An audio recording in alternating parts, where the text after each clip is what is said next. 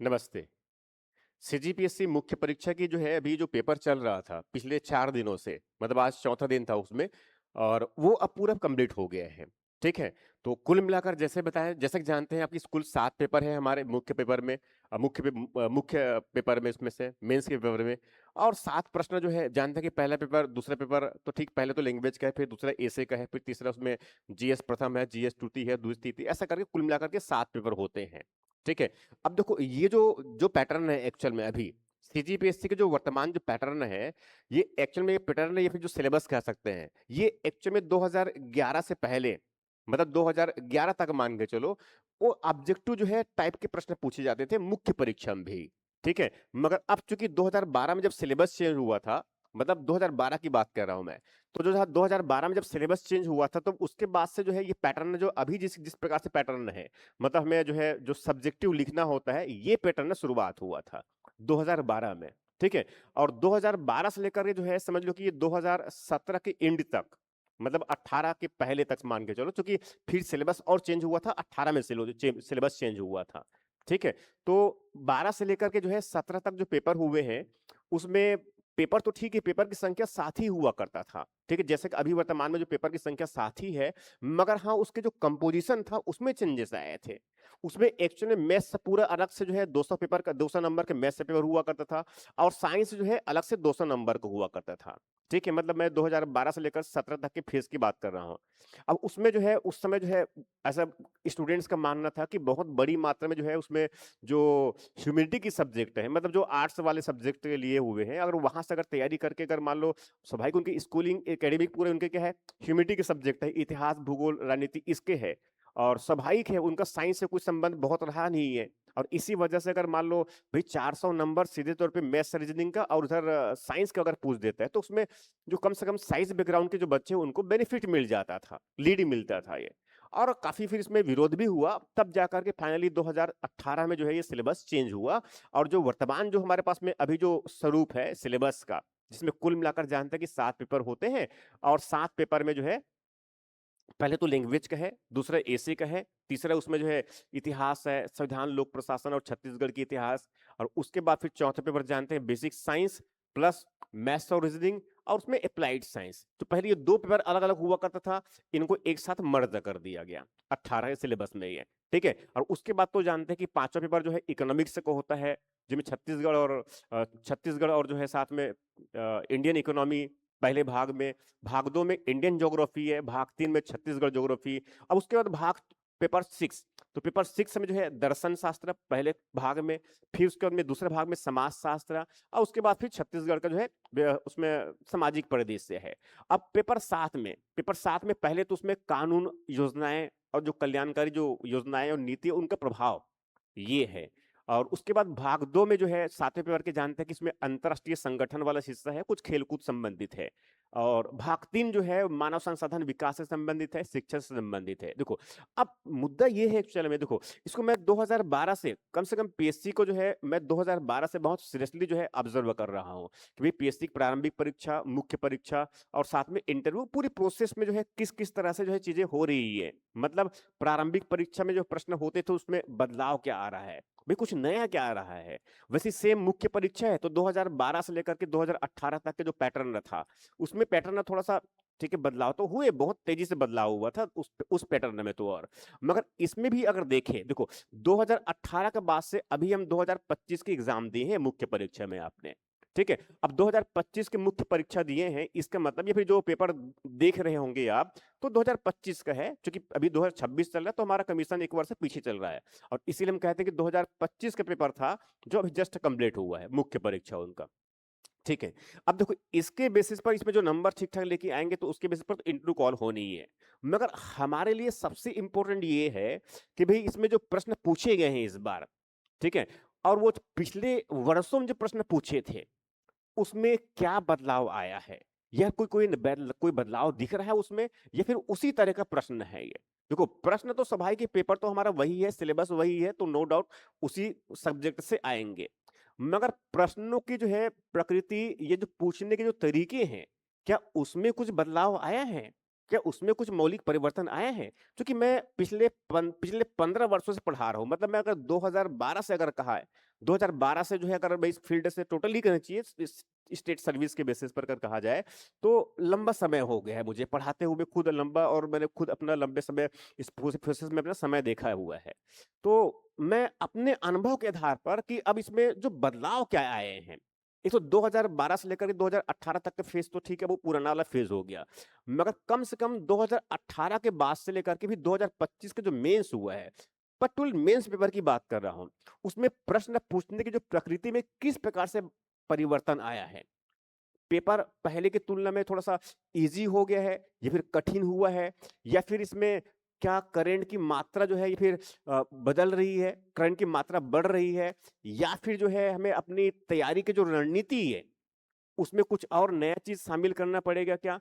तो ओवरऑल मतलब अभी आज की सेशन में मैं सिर्फ यही एक काम करने वाला हूं, मैं अभी इसमें पूरे पेपर का विश्लेषण नहीं करूंगा, पूरे पेपर का जो एक्सप्लेनेशन होता है वो मैं अलग से लेक्चर में करूंगा, मगर यहां पर थोड़ा सा मैं बस ये डिस्कस करूंगा कि भाई पेपर को देखने से जो है एक्चुअल में क्या समझ में आ रहा है, मतलब रिव्यू, उनको रिव्यू एक प्रकार से देखा जाए कि भाई समान रूप से अगर देखें पेपर को मुख्य परीक्षा का, तो पेपर 1 और 2 तो ठीक अभी नहीं, मगर हाँ कम से कम जैसे आज मैं जो डिस्कस करने वाला हूँ पेपर 3 की बात कह रहा हूं मैं।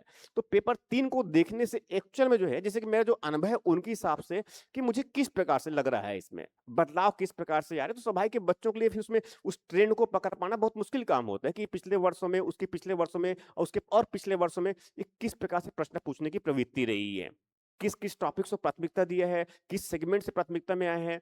तो प्रश्न 2 नंबर के है तो उसमें और यहाँ तक 175 वर्ड में लिखने हैं, तो ये इंपॉर्टेंट ये है, मतलब इसीलिए हमें थोड़ा सा छोटा सेशन कि हम इस बात को समझ सके प्रश्नों की प्रकृति में क्या बदलाव आ रहा है उनको, मुझे यही डिस्कस करना है। तो सीधे चलते हैं पेपर की तरफ में। अब इसमें जो है जैसे कि जो है ये जो है पेपर 3 ले रहा हूं मैं, और पेपर 3 में जो है जो मुख्य परीक्षा में इस बार जो प्रश्न पूछे हैं ये उसी पैटर्न को ले रहा हूं मैं।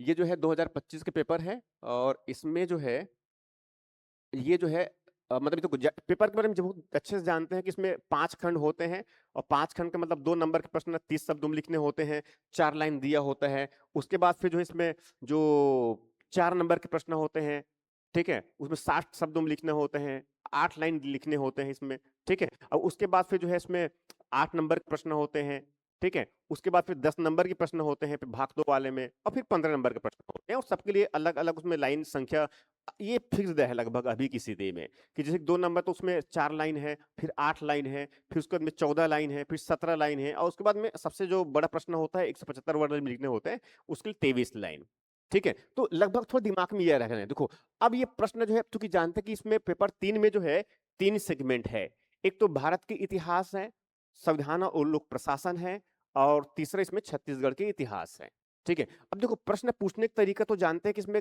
5 खंड होते हैं, और 5 खंड में से जो है जो प्रश्न पूछते हैं उस 5 खंड में अगर देखें तो उसमें भाग 1 के प्रश्न होंगे इसमें, जैसे कि 2 नंबर वाला है, तो फिर उसके बाद भाग 2 के प्रश्न होंगे 2 नंबर वाले, ठीक है, और उसके बाद भाग 3 के प्रश्न होंगे 2 नंबर वाले। तो खंड 1 में इस प्रकार से, मतलब पहले 2 नंबर के प्रश्न पूछ दिया खंड 1 में, उसके बाद खंड 2 है तो खंड 2 में फिर 4 नंबर के प्रश्न पूछते हैं। तो इस प्रकार से तो भाग 1 से पूछेंगे, भाग 2 से पूछेंगे, भाग 3 से, तो ऐसा करके भाग खंड 3 और खंड 4 और उसके बाद फिर खंड 5, ठीक है। तो खंड 4 में तो ठीक है भाग 2 से ही प्रश्न पूछते हैं, और खंड 5 में भाग 1 और भाग 3 से प्रश्न पूछते हैं, ठीक है। अब ये देखना है एक्चुअल में, देखो इसमें कोई बदलाव नहीं आए हैं, जैसा कमीशन ने अपना ढांचा दे रखा है प्रश्नों का, वो लगभग प्रश्न उसी प्रकार से पूछ रहा है, मतलब उनके प्रश्न की जो है कंपोजिशन की बात कर रहा हूं उसमें। मगर अब इंपॉर्टेंट ये है जो हमें ये देखना है, अब देखो यहां जो प्रश्न है भारत के इतिहास, भाग 1 मतलब भारत के इतिहास की बात कर रहा हूं, भाग 2 का मतलब संविधान और लोक प्रशासन, और भाग 3 का मतलब छत्तीसगढ़ की इतिहास। अब देखिए बदलाव किस तरह की बात कर रहा हूं मैं। देखो ये तो ठीक है भारत के इतिहास तो जानते ही हैं, ठीक है, पढ़े हैं, और मुख्य परीक्षा में अगर जाए हुए होंगे तैयारी कर रहे हैं तो स्वाभाविक पढ़े ही हैं। मगर देखो प्रश्न पूछने के जो है तरीके में क्या डिफरेंस आ रहा है। देखो ये प्रश्न है ऐतरेय ब्राह्मण में, ये प्रश्न है ऐतरेय ब्राह्मण में वर्ण व्यवस्था की विवेचना करें। देखो वर्ण व्यवस्था के बारे में तो आप निश्चित रूप से वैदिक काल जब पढ़े हैं तो उसमें जानते ही हैं, ठीक है, और उसको स्वाभाविक अगर ठीक से कर पढ़े होंगे तो वर्ण पहले रंग को प्रदर्शित करता था, मगर बाद में उसका कर्म के आधार पर हो गया, और बाद में जानते हैं कि वो जन्म आधार पर हो गए थे। और विशेष रूप से जो कि ब्राह्मण ग्रंथ जो है वो उत्तर वैदिक कालीन रचना है, और बहुत से ब्राह्मण ग्रंथ तो बहुत बाद में रचे गए हैं। अब यहाँ पर प्रश्न पूछा है हमसे, ऐतरेय ब्राह्मण में वर्ण व्यवस्था की विवेचना करें। अब देखो ये एक पर्टिकुलर ब्राह्मण ग्रंथ, अब ब्राह्मण ग्रंथ तो बहुत सारे हैं, 7-8 ब्राह्मण ग्रंथ है। अब उस एक ब्राह्मण ग्रंथ में वर्ण व्यवस्था के बारे में क्या बातें कही गई है, ये निकाल पाना थोड़ा मुश्किल काम तो है। चैलेंज ये है क्योंकि पर्टिकुलर पूछ दिया है। अब वर्ण व्यवस्था के बारे में तो निश्चित जानते ही हैं कि पूर्व वैदिक काल में क्या हुआ था, उत्तर वैदिक काल में, मगर पूछा क्या है, एक पर्टिकुलर ब्राह्मण ग्रंथ में, और वो भी किसमें, ऐतरेय में। और दुर्भाग्य से ये है कि सामान्यतः हम सोचते हैं चूंकि ये उत्तर वैदिक काल की रचना है, तो इसीलिए इसमें जो है जन्म के आधार पर जो है उसमें वर्ण व्यवस्था को स्थापित को हम ये सोच लेते हैं, मगर वास्तविकता ऐसा नहीं है। वास्तविकता ये है कि भाई ये कर्म के आधार पर वर्ण व्यवस्था को स्थापित मानता है। प्रश्न टिपिकली इसलिए पूछा हुआ है। ये प्रश्न थोड़ा चैलेंजिंग है निश्चित रूप से, क्योंकि ये थोड़ा टिपिकली पूछ दिया है। अब उसके बाद इसी क्रम में देखो दूसरा प्रश्न देखिए, सातवाहन कालीन अमरावती स्तूप की विवेचना करें। ये ठीक है, कह सकते हैं कि समान प्रश्न है ये, मगर हाँ, सातवाहन काल में जानते हैं कि अमरावती बहुत महत्वपूर्ण उनकी राजधानी भी था, जिनको उस समय जो है धान्य कटक भी कहते थे। तो ये बहुत इंपॉर्टेंट, और जानते हैं कि वहां पर अमरावती जो है शैली का विकास हुआ था, और बहुत इंपॉर्टेंट तो है ही। इनको महाचैत्य, वहां जो अमरावती में जो स्तूप था उनको महाचैत्य भी कहते हैं, ठीक है। और वहां पर जो उसमें सातवाहन शासक था पुलवामी, ये उनके समय जो है ज्यादा और विकसित हुआ था, ये कह सकते हैं। और बहुत सारी चीजें इसमें हैं, मतलब इसमें कह सकते हैं कि वहां पर मूर्ति, उस स्तूप को सजाने के लिए बहुत सारे अलग अलग जो है तरीकों का प्रयोग किया गया था। और उनकी स्थापत्य बहुत इंपॉर्टेंट है, वास्तुकला भी बहुत इंपॉर्टेंट है, उनको सजावट के लिए काफी बेहतर प्रकार से प्रयास किया गया। तो ये सब इसको बेसिक बातें हैं। अब ठीक है, देखो ये तो इजी क्वेश्चन हो गया, मगर यहां से अगर आप आगे बढ़ जाएंगे सिंधु घाटी सभ्यता का, देखो इसके पहले सिंधु घाटी सभ्यता में उसके मोहरे पूछ दिया है, नगरी सभ्यता की विशेषताएं पूछ दिया, ठीक है, उसके पतन के कारण पूछ दिया, समानता ऐसा पूछा है। मगर इस बार ट्रेंड देखिए, सिंधु सभ्यता के समकालीन विश्व के साथ व्यापारिक संबंधों का वर्णन करें, ठीक है। देखो पूछे तो नए बात कुछ है ही नहीं है, मगर फिर भी कम से कम आपको जो है इसमें ये तो दिमाग में रखना पड़ेगा भाई कि सिंधु घाटी सभ्यता का जो है उस समय जो समकालीन विश्व, और समकालीन विश्व मतलब एक तो मेसोपोटामिया है, उनकी सभ्यता हुआ करता था। इनके साथ साथ जो इस तरफ जो फारस की खाड़ी वाला जो है, जो दिलमुख नगर बहरीन वाला जो क्षेत्र था, ठीक है, वहां से भी बहुत सारे, इसमें जानते हैं कि इसमें हड़प्पाई जो है जो स्थलों है भारत के, उनमें से कुछ फारस की मुद्राएं मिली हुई है। इसका मतलब इनके व्यापार हमारा होता था, मतलब उसमें बाह्य व्यापार, जिनमें नाव तो उनका स्वाभाविक गोदी बाड़ा तो साक्ष्य ही है। मगर ये पूछ रहे हैं हमसे समकालीन विश्व के साथ व्यापारिक संबंधों का वर्णन करें। इसका मतलब हमें जो है कहाँ कहाँ किन किन क्षेत्रों में उनका व्यापार होता था, प्लस किस किस चीजों का व्यापार होता था। तो ये थोड़ा सा इजी है कह सकते हैं, मगर उतना कोई बड़ा इसमें कंटेंट की कमी होगा ऐसा नहीं है, क्योंकि दो लाइन, दो नंबर के हैं, और चार लाइन लिखना है ये, ठीक है। अब ये प्रश्न जो सल्तनत काल में बरीद ए मुमालिक, देखो ये बरीद ए मुमालिक जो है, ये कह सकते हैं कि बहुत महत्वपूर्ण एक अधिकारी था। बरीद ए मुमालिक जो है, ये बरीद मुमालिक जो है, ये कह सकते हैं कि ये जो है सल्तनत काल में जो है ये गुप्तचर विभाग जो हुआ करता था उसको एक प्रमुख अधिकारी हुआ करता था, तो गुप्तचर विभाग का, ठीक है। तो ये तो बहुत सामान्य से है। उसके बाद पूछा कि सलबाई की संधि, देखो इस प्रकार से प्रश्न पूछना थोड़ा बड़ा मुश्किल काम होती है। अब देखो पूरे भारत के इतिहास में जो है बहुत सारे संधि हुए हैं, उनमें से एक संधि पूछ दिया है, सलबाई की संधि। और सलबाई की संधि के बारे में अगर जानते होंगे तो इसमें ये 1782 में जब प्रथम जो है आंग्ल मराठा युद्ध हुआ था, उसके बाद जो सिंधिया थे उन्होंने ये संधि करवाया था, ठीक है। और उसके बाद फिर वो फर्स्ट आंग्ल जो मराठा युद्ध हुआ था वो समाप्त हो गया था। तो एक्चुअली इनके महत्व पूछ रहा है, इस संधि के बारे में क्या हुआ तो ठीक है, मगर सबसे पूछा है भाई क्या महत्व है। महत्व ये है कि उसने पहले जो है आंग्ल मराठा युद्ध को समाप्त कर दिया, सबसे बड़ी इंपॉर्टेंस तो यही है, ठीक है। तो ये ट्रेडिशनल प्रश्न है। और इसके बाद जैसे कि व्यापकगत का सिद्धांत, व्यापकगत का सिद्धांत मतलब क्या है, explain the doctrine of left in short. भाई डॉक्ट्रिन ऑफ लेफ्ट के बारे में तो जानते हैं कि भाई उसमें लॉर्ड डलहौजी हुआ करता था, और डलहौजी जो है 48 से लेकर 1848 से लेकर 56 तक उसने बहुत सारे जो है क्षेत्र को हड़पने के काम किए, इसलिए बोलते हैं इनकी नीति को बोलते हैं हड़प नीति कहते हैं। सतारा, उधर उदयपुर, नागपुर, झांसी, ठीक है, ये सब कुछ ने हड़प लिया। और ये तो सब बहुत ट्रेडिशनल क्वेश्चन है, एक्चुअल में कोई नया क्वेश्चन नहीं है, तो इसमें कोई बड़ा बदलाव नहीं है। मगर हाँ इसके बाद और आगे देखते हैं। देखो अब ये तो जो है भाग एक बताया मैंने, अब इसमें जो है भाग 2 को अगर देखिए, थोड़ा-सा यहाँ पर चेंजेस दिख रहा है। देखो 2 नंबर के पेपर में भारत के इतिहास वाले में कोई बड़ा परिवर्तन नहीं, मगर हाँ, एक जो चैलेंज हो सकता है उनमें, वो कौन-सा बताया मैंने?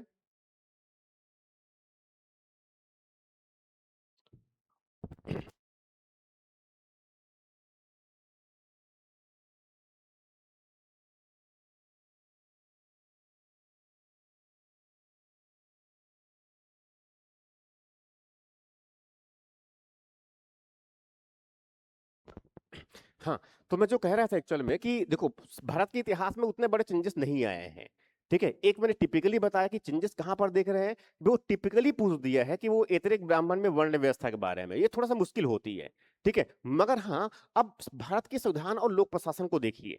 देखिए, अब देखो यहाँ पर प्रश्न पूछा है, संसदीय लोकतंत्र प्रणाली में उत्तरदायित्वपूर्ण सरकार से क्या तात्पर्य है? ठीक है? इसमें एक्चुअल में अगर देखा जाए तो उसमें 2-3 3 कॉन्सेप्ट को एक साथ में मर्ज कर दिया है। अब देखो तीनों कॉन्सेप्ट को जोड़ करके आपको बताना है कि भी इसका मतलब क्या है। ऐसे बहुत इजी भी है। देखो, संसदीय लोकतंत्र प्रणाली में मतलब भारत में चूंकि जानते हैं कि भारत में पार्लियामेंट्री डेमोक्रेटिक सिस्टम है, ठीक है? भारत में इस प्रकार की व्यवस्था है जिसमें चुनी हुई सरकार होती है और वो सरकार जो है संसद के प्रति उत्तरदायी होती है। वही बात कर रहा है। मैं उत्तरदायित्वपूर्ण सरकार से क्या तात्पर्य है? भाई उत्तरदायित्वपूर्ण सरकार, ये कॉन्सेप्चुअल बात पूछ रहे हैं, पूरी प्योर कॉन्सेप्ट है। उत्तरदायित्वपूर्ण सरकार या फिर रिस्पॉन्सिबल गवर्नमेंट का मतलब ये है कि गवर्नमेंट जो होगा वो रिस्पॉन्सिबल होगा पार्लियामेंट के प्रति, भारत की जनता के प्रति, मतलब लोकसभा के प्रति। कॉन्सेप्चुअली जो है इतना ही बात कह रहा है।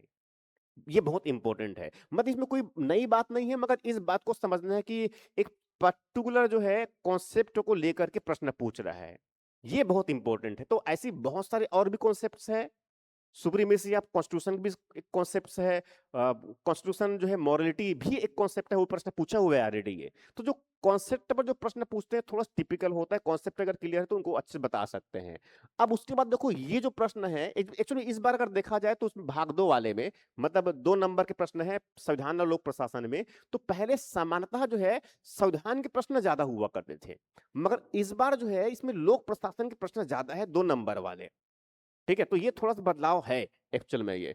तो जैसे कि यहाँ पर भी अगर देखें, देखो ये पर एक प्रश्न है, प्रशासन पर नियंत्रण के कतिपय नवीन प्रवृत्तियों को सूचीबद्ध कीजिए। ठीक है, प्रशासन पर नियंत्रण के लिए जो है, जो नए क्या तरीके हैं, ये उसकी बात कर रहे हैं। प्रशासन पर नियंत्रण के कतिपय नवीन प्रवृत्तियों की सूचीबद्ध कीजिए। भाई enlist some of the new trends of control over the administration. ठीक है, तो देखो अभी नया तरीका क्या है, ये एक्चुअल में समझो कि जो है, जो न्यू पब्लिक एडमिनिस्ट्रेशन है, ये उस वाले टॉपिक से रिलेटेड है। ठीक है, new dimension of public administration करके मेरे टॉपिक में है एक, उसमें से प्रश्न पूछा हुआ है। तो भाई अभी लोक प्रशासन जो है, ये प्रशासन पर नियंत्रण के लिए जो है, जो नवी प्रवृत्तियां क्या है, नया ट्रेंड क्या बना है। अब नया ट्रेंड में क्या है भाई, अब थोड़ा सा सोचना पड़ेगा इसमें ना। तो नया ट्रेंड क्या है भाई, अब सरकार को जो है जनता तक अपनी सेवाएं उपलब्ध करवाना है। जन केंद्रित उनको अपने जो है हर एक नीतियों को निर्माण करना है। उनके जीवन को सहज बनाने के लिए काम करना है। प्रशासन को आपको इजी बनाना है। ऐसे बहुत सारी बातें कह सकते हैं आप ये। ठीक है, तो एक प्रकार से जो है ये नवीन प्रवृत्ति जो है, ये मतलब बहुत ट्रेडिशनल तरीका है, ठीक है, प्रश्न पूछने का। उसके बाद एक प्रश्न, लोक प्रशासन कला है या विज्ञान है। देखो ये भी बहुत ट्रेडिशनल तरीका है, क्योंकि इसमें भाई जानते हैं कि लोक प्रशासन जो है वो तो कला भी है सामाजिक दृष्टिकोण से, और राजनीतिक दृष्टिकोण से, चूंकि सिद्धांत और मेथोडोलॉजी का प्रयोग करते हैं तो उनको विज्ञान भी माना जाता है। तो दोनों का सम्मिश्रण है, और ये बहुत ट्रेडिशनल क्वेश्चन है, इसमें कुछ नया नहीं है। अब उसके बाद ये प्रश्न पूछता है, अभिप्रेरणा के प्रमुख सिद्धांतों और उसके प्रतिपादकों का उल्लेख कीजिए। ये मुश्किल काम है थोड़ा सा ये। ठीक है, ये मुश्किल इस वजह से क्योंकि इसमें आपको 4-5 नाम, कम से कम 4 तो नाम बनाने पड़ेंगे। Refer major theories of motivation and their founders profounders. ठीक है, अब इसमें देखो, अगर लोक प्रशासन को अगर थोड़ा दायरे में अगर रख करके पढ़े होंगे, जो सामान्यतः बच्चे नहीं पढ़ते हैं, तो इस तरह के प्रश्न को जो है थोड़ा सा कर पाना बहुत मुश्किल काम है। ठीक है, तो मगर हाँ, इसको बनाए जा सकते हैं। जैसे कि इसमें जो है वो जो अभिप्रेरणा के प्रमुख सिद्धांतों की जो बात कर रहा हूं इसमें, जैसे कि इसमें जो है एक एक उसमें जैसे कि मस्लोका का जो है, इसमें मैस्लो का जो है उसमें एक आवश्यक सोपानी जो है सिद्धांत है, वो काम करता है अभिप्रेरणा के लिए। वैसे ही इनमें जो है मैक्स ग्रेगर का जो है एक सिद्धांत काम करता है, एक वो है, एक और एक्स और वाई सिद्धांत काम करता है। वैसे ही जो है हर्ज़बर्ग का जो है एक उसमें सिद्धांत काम करता है। वैसे ही आउची का भी जो है एक सिद्धांत काम करता है। तो मगर ये सब ऐसे है कि भई कुछ पहले से अगर तैयार कर रखे हैं, इस अभिप्रेरणा से संबंधित कुछ सिद्धांत होते हैं, तो बना सकते हैं, नहीं तो फिर 2 नंबर हाथ से निकल जाएगा। पहले एक तो से इस प्रकार से इतने टिपिकल प्रश्न नहीं पूछते थे, क्योंकि आपको सिद्धांत देने वाले कौन हैं और सिद्धांत क्या है, आपको ये याद करना पड़ जाए। मगर हाँ, अगले बार के लिए हमें जब जब स्वाभाविक है, जब तैयार खुद करके जाएँगे, तो कम से कम इस बातों को अब ध्यान में रखना चाहिए कि भई ऐसा भी प्रश्न पूछा जा सकता है। हमें ये बात ध्यान में रखना पड़ेगा। ठीक, अभी ठीक एग्ज़ाम नहीं दिए हैं, मगर जो एग्ज़ाम दिए तो उनके लिए तो अब निकल गया जो भी है। मगर हाँ, जो आगे तैयारी कर रहे हैं, उनको कम से कम इस बात को समझना पड़ेगा कि प्रश्न इस तरह से पूछा जा रहा है और हमें खुद को ऐसे तैयार करने की आवश्यकता है।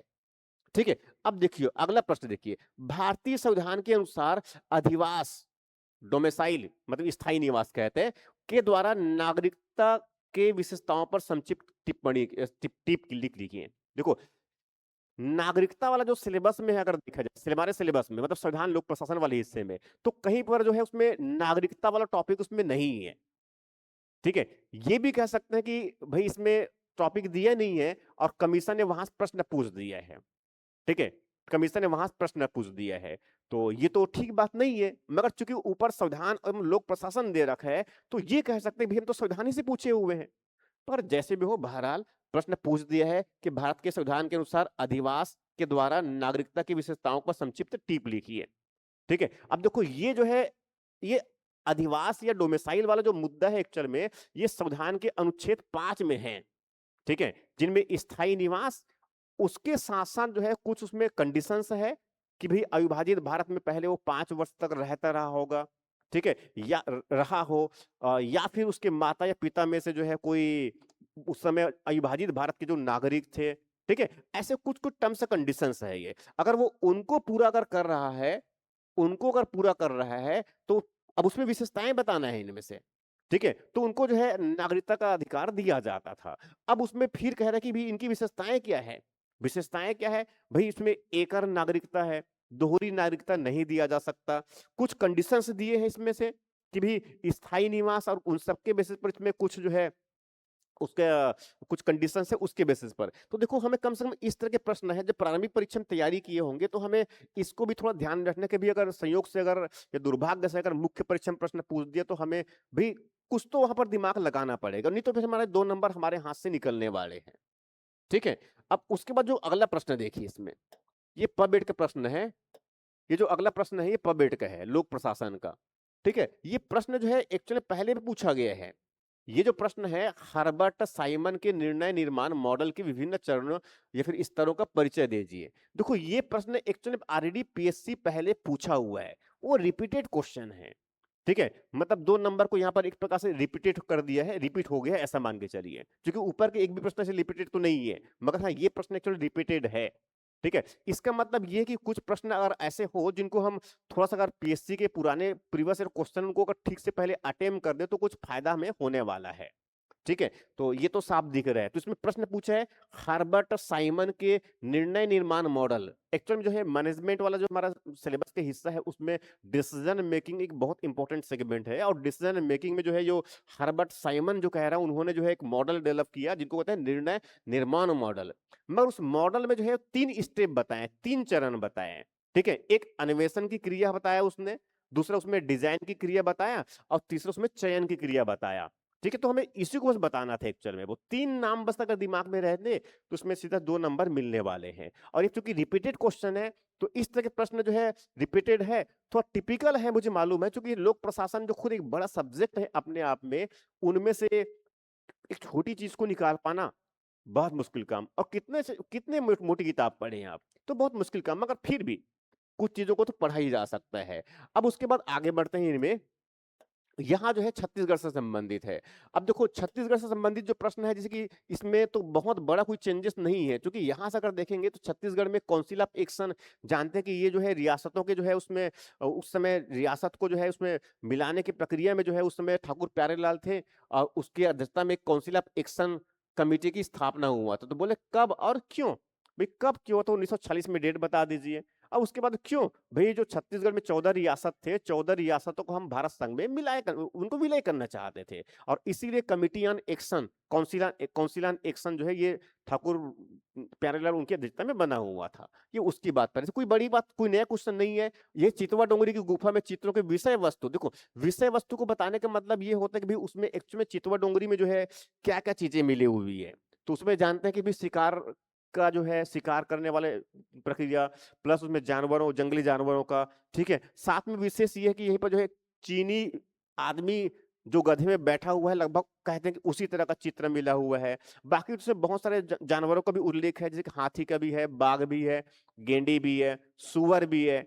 तो ये सब बता सकते हैं कि भी इसमें ये सब चीजों का उल्लेख है, ठीक है। तो ये ट्रेडिशनल प्रश्न है। उसका किरारी यज्ञ स्तंभ लेख जो है ये तो जानते हैं कि बहुत इजी प्रश्न है देखा जाए तो। किरारी यज्ञ स्तंभ लेख मतलब किसकी बात पूछ रहा है, वो सातवाहन कालीन जो है उधर जो पांडे साहब जो है, क्या नाम उनका, लोचन प्रसाद पांडे साहब को जो उसमें उस तालाब में मिल गया था किरारी के जांजगीर में, अब तो सच बेखा शक्ति में है ये। तो अब देखो प्रश्न ये पूछा है कि उसमें अधिकारियों के नाम है, उसे पद और उनके अधिकारियों के नाम दे रखे हैं। अब यहाँ जो प्रश्न पूछा है तो ऐसा कह सकते हैं कि बहुत इजी है, क्योंकि पिछले कुछ वर्षों में और पिछले लगातार वर्षों में जो है उस जो किरारी जो कास्ट स्तंभ लेख है उसमें जितने अधिकारियों का नाम है, कमीशन बार बार उनको प्रश्न पूछा हुआ है। अब जैसे कि पाद मूलक या फिर पाद मलिक भी टर्म्स यूज कर देते हैं इसके लिए। ये बेसिकली एक्चुअल में वहां पर उस समय जो पंडित या जो पंडा हुआ करता था उनके लिए एक पाद मूलक शब्द प्रयोग किया जाता है, तो उसमें इसमें वही है। और महानासिका, ठीक है, देखो प्रश्न पूछा है इसका भी, इसके बारे में बताना है आपको। तो महानिशा का क्या काम करता है, अभी पंडित और पंडा की बात कर तो क्यों रहा होगा, पंडित मतलब पूजा करवाने वाला। और महानासिका, तो ये महानासिका एक्चुअल में ये जो है एक्चुअल में ये रसोईया हुआ करता था। रसोईया का मतलब ये कि जो रसोई संबंधी जितनी भी जो एक्टिविटीज है उन सबको देखरेख करने वाला एक अधिकारी हुआ करता था महानासिका। तो इसमें कोई खास बड़ा मुद्दा नहीं है, प्रश्न जो है नहीं बनेंगे इसमें, ऐसा नहीं है, ठीक है। अब शिव खरोद का शिव मंदिर पर संक्षिप्त टिप्पणी लिखी है, ठीक है। ये भी बहुत सामान्य प्रश्न है, कोई बड़ा उसमें कोई विशेष प्रश्न है ऐसा नहीं है, इसको नहीं जानता ऐसा नहीं है, ट्रेडिशनली इस प्रकार से प्रश्न पूछता रहा है। और ये जानते कि लगभग वही 6वीं सदी के आसपास का है, लक्ष्मणेश्वर जो मंदिर कहते हैं महादेव का खरौद में, इनको छत्तीसगढ़ का काशी भी कहते हैं। और चूंकि इसमें एक कहानी इस प्रकार से है कि वहां पर खर और दूषण नाम का जो है उसमें दो लोग थे, और बाद में जो है उसमें ब्राह्मण को परेशान करते थे यज्ञ हवन करने में, तो उसमें लक्ष्मण जो है कहते हैं कि उनकी हत्या कर दिया था, उनके वध कर दिया था। मगर बाद में पता चलता है कि इसमें ठीक है कि वो थोड़ा सा ब्रह्म था, ब्राह्मण थे, और इसी वजह से ब्रह्म हत्या से मुक्त करने के लिए खुद को उसने एक कहते हैं कि खरोद में उसने भगवान शिव का जिसमें लक्ष्मणेश्वर मंदिर बनवाया, लक्ष्मण ने बनवाया ऐसा कहते हैं, ठीक है। तो हमें इसके बारे में तो उतना बेसिक जानते हैं, तो इसको आसानी से लिखा जा सकता है। इसमें लक्ष्मण कुंड भी है, उसमें लक्ष्य लिंग भी है, तो ये सब बहुत आसान है ये। फिर उसके बाद में छत्तीसगढ़ में प्राप्त गुप्तकालीन सिक्कों पर प्रकाश डालिए, ये बहुत इजी प्रश्न है, इसमें कुछ नया ट्रेंड नहीं है। पहले भी ऐसे प्रश्न पूछे हैं कि बताना पड़ता है इनमें कि भाई आरंग से मिला हुआ है, बानबरस से मिला हुआ है, पीटेबंद से मिला हुआ है, इधर कुलिया से मिला है, खेरताल से मिला है, और साथ में जो इसमें जो ऐसे भी और भी ये है, मतलब कुछ कुछ जगह तो ये बहुत कोई नया प्रश्न ऐसा नहीं है, ट्रेडिशनल प्रश्न है ये, ठीक है। हाँ, इसमें एक जो प्रश्न है जैसे कि छत्तीसगढ़ में ब्रिटिश काल में तहसीलदारी व्यवस्था के आरंभ पर टिप्पणी लिखी है, ये थोड़ा प्रश्न जो है टिपिकल हो सकता है ये, क्योंकि देखो ब्रिटिश काल में अगर देखें तो 1854 में, ब्रिटिश काल में 1854 में जो है छत्तीसगढ़ डिस्ट्रिक्ट बनाया गया था। 1854 में छत्तीसगढ़ डिस्ट्रिक्ट बनाया गया था, और 1854 में छत्तीसगढ़ डिस्ट्रिक्ट जब बनाया गया तो उसी समय 3 तहसील भी बनाए गए थे। उसी क्रम में 3 तहसील बनाए गए थे, मतलब कह सकते हैं कि छत्तीसगढ़ में तहसील जो व्यवस्था है 1854 में शुरुआत हुआ था, ठीक है। और 1854 में जो है 3 तहसील बनाए गए, बिलासपुर, रायपुर और धमतरी तहसील। उसके बाद 57 के क्रम में 1857 में जो है उसमें तहसीलों का पुनर्गठन भी किया गया, फिर उसमें संजारी और बालोद और बनाया गया, बाद में बनाया गया, ठीक है। तो ये 57 के प्रोसेस में और आया, ठीक है। तो कहने का मतलब ये है कि भाई ब्रिटिश काल में तहसीलदारी व्यवस्था के आरंभ, तो आरंभ कब हुआ, जैसे मैंने बताया कि 1854 में, तो उसके बारे में यहाँ पर बता सकते हैं, क्योंकि उसी समय तहसीलदारी व्यवस्था जो आधुनिक व्यवस्था है हमारी, ये शुरुआत हुआ था। और तहसीलदार इसके प्रमुख जानते हैं कि इसमें तहसीलदार हुआ करते थे और राजस्व व्यवस्था था बेसिकली ये, ठीक है। तो ये वहां शुरुआत होता, मतलब 1854 से शुरुआत हुआ, फिर 57 में मतलब 1857 में जो है रिवोल्ट के समय इनका फिर से पुनर्गठन किया था, फिर आगे 1861 में, और उसके बाद तो फिर आगे चल करके 1905 तक में, और ये लगातार इसमें पुनर्गठन और इनकी संख्या लगातार बढ़ती चली गई है। अब पूछते भी इनके आराम पर टिप्पणी कीजिए, तो आराम किसके बेसिस पर हुआ था? छत्तीसगढ़ डिस्ट्रिक्ट बनाया गया था उस समय, छत्तीसगढ़ डिस्ट्रिक्ट बनाया गया था, उसके अंतर्गत ये 3 जो है तहसील हुआ करते थे। पूरे छत्तीसगढ़ उस समय जो ब्रिटिश कंट्रोल में हुआ करता था 54 में, जब उसमें नागपुर के राजा की मृत्यु हो गया, तब उस समय जो है ये कह सकते हैं कि उसमें जो ब्रिटिश कंट्रोल में क्षेत्र था उसमें एक छत्तीसगढ़ डिस्ट्रिक्ट बनाया गया, और उसमें 3 तहसील रखे गए, रायपुर, बिलासपुर और धमतरी को। और उसके बाद फिर आगे चलकर जानते हैं कि 1861 में डिस्ट्रिक्ट सिस्टम लेके आया आधुनिक, ठीक है। और 62 में तो जानते हैं कि इसमें जो संभागीय व्यवस्था वो लाया, और इसी क्रम में मध्य प्रांत का गठन भी हुआ था 61 में ही। तो ये पूरा एक्चुअल में क्या है, एक ब्रिटिश एरा में जो है प्रशासनिक व्यवस्था का विकास हुआ था, ये उसी परिप्रेक्ष्य में पूछ रहा है। तो हमें कम से कम इतनी बातें समझ में आना चाहिए कि भाई तहसील व्यवस्था पूछा है तो उसमें जिले व्यवस्था पूछ सकता है, संभागीय व्यवस्था पूछ सकता है, भाई जो प्रांतीय व्यवस्था है उसको भी पूछ सकता है ये, ठीक है। तो ये थोड़ा दिमाग में रखना कि प्रश्न पूछने के ये ट्रेंड बन रहा है, तो हाँ बाकी और चीजों को पूछ सकता है, इस बात को हमें संकेत करे, तो हमें खुद आगे के लिए तैयार कर लेना पड़ेगा, ठीक है। अब उसके बाद प्रश्न जो है ये क्या है, सत्याग्रह आश्रम के बारे में लिखिए। अब देखो ये कोई बहुत कोई नया कोई ऐसा कॉन्सेप्ट पूछ रहा है, नया चीज पूछ रहा है, ऐसा नहीं है, क्योंकि जानते हैं कि ये जो है सत्याग्रह आश्रम जो है ऐतिहासिक दृष्टिकोण से अगर देखें तो उसमें 1921 में, ठीक है, पंडित सुंदरलाल शर्मा थे, जब उस समय अशोक आंदोलन को संचालित करने के लिए, मोबिलाइज करने के लिए, वो उनको एक आश्रम की स्थापना किया था जिनको बोलते हैं सत्याग्रह आश्रम, जो उस समय जो स्वतंत्रता सेनानी थे वहां जाकर गुफ्तगू करते थे और वहां से पूरी चीजों को मोबिलाइज करते थे, उसी के बारे में पूछ रहा है, ठीक है। और रही बात कांकेर की किसान आंदोलन का, तो ये भी कोई नया प्रश्न नहीं है, समाता ऐसा प्रश्न पूछने का ट्रेंड रहा है, कोई नया ट्रेंड नहीं बन रहा है। मतलब छत्तीसगढ़ में अगर देखा जाए तो इसमें छत्तीसगढ़ इतिहास में कोई नया ट्रेंड नहीं है, पहले जो जिस पैटर्न में प्रश्न पूछ रहा है उसी पैटर्न में है। जो ट्रेंड चेंज बताया मैंने कहां पर, एक तो संविधान वाले में ट्रेंड देखा मैंने, और साथ में इतिहास में, भारत के इतिहास में वो टिपिकली प्रश्न पूछ दिया एक ठो, तो हमें भी ये कम से कम इस बात को तैयार रखना, टिपिकली प्रश्न भी पूछ सकता है, ये कम से कम तैयार रखना है ये। अब कांकेर की किसान आंदोलन 44-45 में जानते हैं, उसमें इंद्रू कीवर्ड थे वहां पर, उसके नेतृत्व हुआ था, गौटिया था एक गांव का पर्टिकुलरली, और वहां जो है जो वहां उस रियासत के जो दीवान थे, उनके दीवान हुआ करते थे, जिसका नाम जो है दीवान हुआ करते थे, मुझे ध्यान में नहीं आ रहा है दीवान का, उसमें क्या है, टी महापात्रा ये हुआ करते थे दीवान। और दीवान जो है वहां पर उसमें टैक्स वैक्स ज्यादा लगाया था उसने, शोषण करता था एक प्रकार से, तो किसान जो है वहां पर उनका विरोध किया था। हालांकि बाद में जो है वहां पर जो कांकेर रियासत के जो शासक थे उस समय, भानु प्रताप देव, उन्होंने जो है उनको किसानों के हित में उन्होंने उसको कर को वापस ले लिया और फाइनली समझौता हो गया।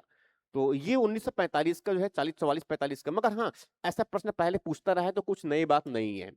अब इसके बाद अगले प्रश्न की तरफ देखो। अब देखिए भारत के इतिहास में फिर चले गए, मतलब 4 नंबर के प्रश्न है, यहां से हम देखे रहेंगे। देखो ये क्या है, भाग 1 में जो है वैदिक साहित्य का संक्षेप पढ़ते हैं, इसमें कुछ नई बात नहीं है। देखो हम वैदिक साहित्य के बारे में तो बहुत सारे जानते हैं, वेद बता सकते हैं, उसके बाद वेद के बाद में ऋग्वेद बता सकते हैं, उत्तर वैदिक काल में जो है तीनों वेद बता सकते हैं, उसके बाद बहुत सारे इसमें फिर ब्राह्मण ग्रंथ बता सकते हैं, उसके बाद फिर इसमें ब्राह्मण ग्रंथ के बाद फिर इसमें जो है, और ब्राह्मण ग्रंथ के बाद में फिर इसमें बाकी और जो चीजें हैं उनको बता सकते हैं, ठीक है।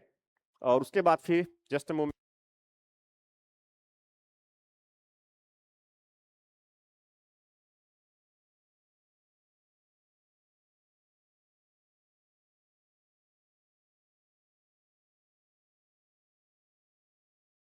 देखो ये जो प्रश्न है एक्चुअल में अब इसमें कुछ नया प्रश्न नहीं है ये। रही बात मोपला विद्रोह का, तो मोपला विद्रोह भी जो कुछ खास नहीं, चूंकि बस बस अंतर ये है कि थोड़ा सा ज्यादा लिखना पड़ेगा, क्योंकि अभी 4 नंबर के प्रश्न है, तो 4 नंबर के प्रश्न मतलब कितने 60 वर्ड में लिखना है, और 60 वर्ड मतलब कम से कम 8 लाइन लिखना है।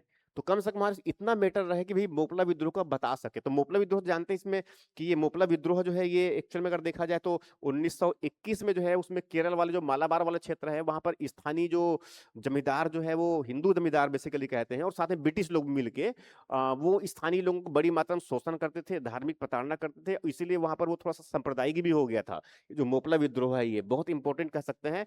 तो इसीलिए प्रश्न पूछते रहे, ये बहुत भारत के इतिहास में समातम मोपला विद्रोह प्रश्न पूछते रहे, तो इसमें कुछ पूछे तो प्रश्न कोई नई बात नहीं है। हाँ, इसके बाद जो प्रश्न पूछा है थोड़ा टिपिकल है, क्योंकि इसमें युद्ध के नाम लिखना है और पूरा फैक्चुअल हो गया है।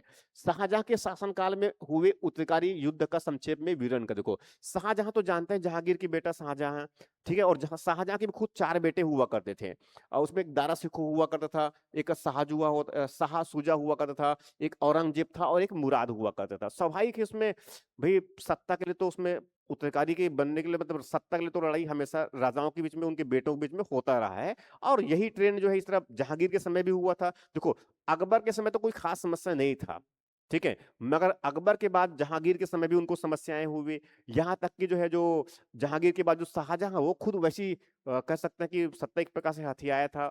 वैसे सेम अगर देखें तो शाहजहां के बाद उनके जो 4 बेटे हैं, जैसे मैंने बताया कि इसमें दारा सिको है, शाह सुजा है और औरंगजेब और मुराद, आपस में फाइनली संघर्ष तो हुआ। हालांकि अंतिम रूप से जो है इसमें जो औरंगजेब थे वो जीते और वो एक्चुअल में बादशाह बने, मुगल बादशाह बने। मगर फिर पूछ रहा है कि भाई हुए उत्तरकारी युद्ध का संक्षेप में विवरण दे। अब देखो कम से कम 4 युद्ध तो जो है बहुत फैक्चुअल, इनको बहुत बड़े बड़े युद्ध है।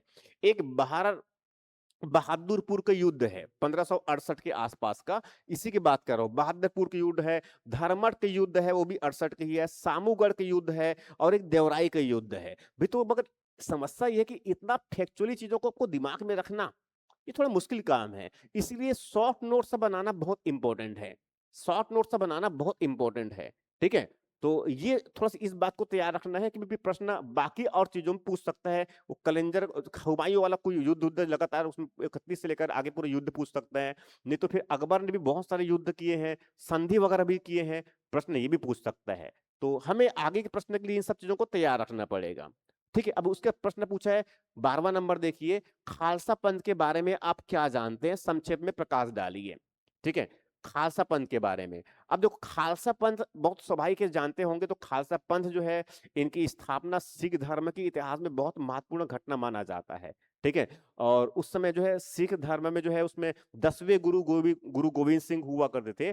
और उसने लगभग 1699 के आसपास में जो है उसने कि भाई मुगलों के द्वारा या फिर वहां स्थानीय जिस प्रकार से उनका शोषण किया जा रहा था मुगलों के द्वारा कह सकते हैं, तो उन्होंने एक प्रकार से जो है उनका जो मुगलों के साथ मुगलों की वजह से उनका जो धार्मिक उत्पीड़न हुआ था उसका एक प्रकार से जो उन्होंने विरोध किया था, उसके विरोध में उन्होंने कुछ संत सिपाही तैयार किए थे, उन्हीं को हम कहते हैं खालसा पंथ, ठीक है। तो एक प्रकार से क्या है भाई उसने कुछ लोगों को तैयार किया कि वहां भाई धार्मिक उत्पीड़न हो रहा है उनको रोके, मतलब बेसिक पर्पस इस प्रकार का था। अब उसके बाद कह रहे हैं संक्षेप प्रकाश डाली, तो ये तो बहुत आसानी से बताया जा सकता है, कुछ नई बात नहीं है। हाँ, इसके बाद जो प्रश्न देखो ये 13 नंबर का प्रश्न है, ये बहुत इंपॉर्टेंट है। देखो अभी तक मैंने इसमें एक चीज देखा है कि इसमें भारत के इतिहास में प्रश्न पूछा है। देखो 2 नंबर 4 नंबर के प्रश्न में अगर देखें तो उसमें आधुनिक भारत के इतिहास से प्रश्न उस तरह के नहीं पूछे हैं। मगर देखो ये बस एक प्रश्न है अभी तक, जबकि मैं उधर बहुत सारे प्रश्न में आगे बढ़ चुका हूँ। तो ये ट्रेंड एक बार थोड़ा कम रहा है कि आधुनिक भारत के इतिहास से प्रश्न थोड़ा कम पूछा है, मिडाइवल ज्यादा पूछ दिया है और साथ में प्राचीन वाला भी पूछा हुआ है, ठीक है। मगर हाँ इस बात में भी बौद्ध धर्म और जैन धर्म जहां समानता प्रश्न पूछते रहे, इस बार प्रश्न वहां से नहीं पूछा है। तो कम से कम इस बात को समझना है कि अब वो थोड़ा सा जो सामान्य ट्रेंड जो हुआ करता था जहां प्रश्न पूछते थे उनकी स्थान पर जो है अब वो एक्चुअल में जो आउट ऑफ मतलब जो पहले सामान्य जो पूछा था उससे थोड़ा बाहर जाकर के मतलब पूरे सिलेबस के दायरे से प्रश्न पूछ रहा है, अंदर घुस घुस के पूछ रहा है, ऐसा कह सकते हैं ये, ठीक है। अब पूछ रहे भारतीय राष्ट्रीय आंदोलन में लाला लाजपत राय की योगदान की विवेचना करें। देखो ये बहुत सामान्य से प्रश्न है, ठीक है। एक्चुअल में इसके पहले भी जो है जैसे कि इसमें ये तो लाला लाजपत राय के बारे में पूछा है, बाल गंगाधर तिलक का योगदान, सुभाष चंद्र बोस का योगदान, ऐसा प्रश्न पूछने का एक सामान्य ट्रेंड रहा है। तो ये प्रश्न पूछते तो बहुत सामान्य है। अब स्वाभाविक इसमें बताएंगे तो भाई तो बहुत आसान है बताना, अब बहुत अचानक मतलब कैसे बता सकते हैं भाई? गरम दल का बहुत महत्वपूर्ण जो है एक नेता हुआ करता, उनको नेतृत्व करता। 1905 में तो जो है जो बंगाली विभाजन हुआ था उसमें बहुत बड़ा काम किए थे इन्होंने, यहाँ उनकी भूमिका बता दीजिए। उसके बाद इसी क्रम में 1917 में जो है वो अंतर्राष्ट्रीय स्तर में जो उसने समर्थन प्राप्त करने के लिए जो है उधर अमेरिका में जो है उन्होंने एक उसने जो है एक लीग की स्थापना किया था। ये भी बहुत इंपॉर्टेंट है। 1917 में बता दी उसमें से अंतर्राष्ट्रीय स्तर पर ये उसने प्रयास किया था। उसके बाद फिर जानते हैं कि 1920 में जब आए तो असहयोग आंदोलन में उसने बहुत महत्वपूर्ण भूमिका निभाया। ये बहुत महत्वपूर्ण है। असहयोग आंदोलन के समय उसने भी बहुत सारे काम किए।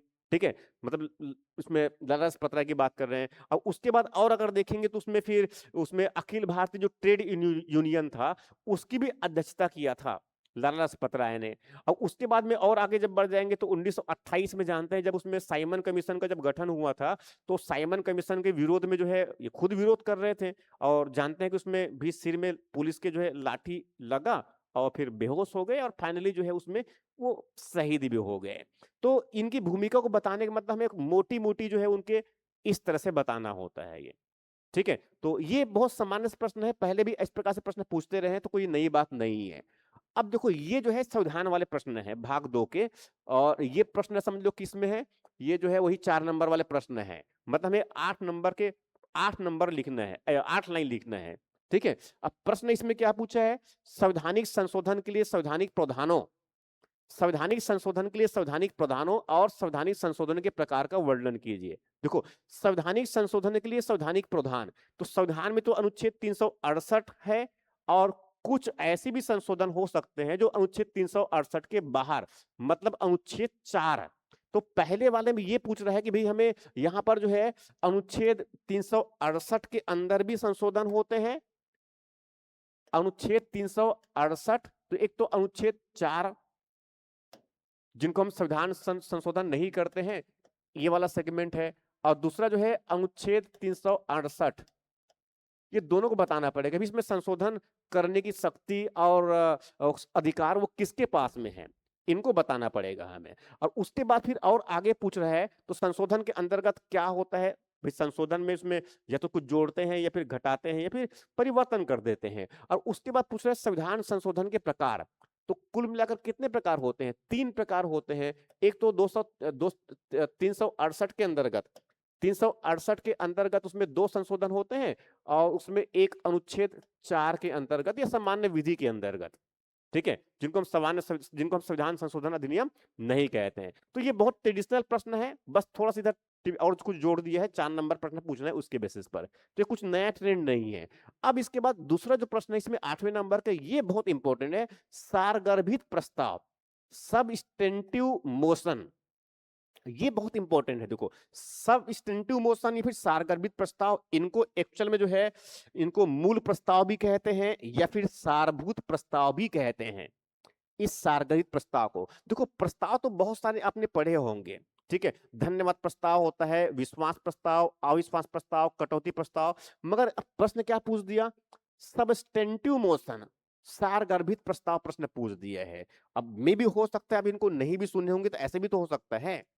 ये एक्चुअल में अपने आप में जो है इंडिपेंडेंट एक टोटली जो है पूर्ण प्रस्ताव होता है, सबस्टेंटिव प्रस्ताव। ठीक है, और समानता जो है ये प्रश्न, ये जो प्रस्ताव जो है, जब कभी कोई सदस्य, सदन के कुछ सदस्य को उनकी अयोग्यता को लेकर के अगर कुछ उनको बातें करनी हो सदन में, अयोग्यता को लेकर के उस पर चर्चा करनी हो, तब की स्थिति में, या फिर जैसे कि राष्ट्रपति को उनके पद से अगर हटाना है तो उनके महाभियोग को प्रस्ताव जो होता है, या फिर इस तरफ जो सर्वोच्च न्यायालय मुख्य न्यायाधीश है, अन्य न्यायाधीश है, उच्च न्यायालय के अन्य न्यायाधीश, तो इस प्रकार से पद से हटाने के लिए जो प्रस्ताव लाया जाता है जिसमें अनिवार्यतः वोटिंग होती है, उसे कहा जाता है सारगर्भित प्रस्ताव।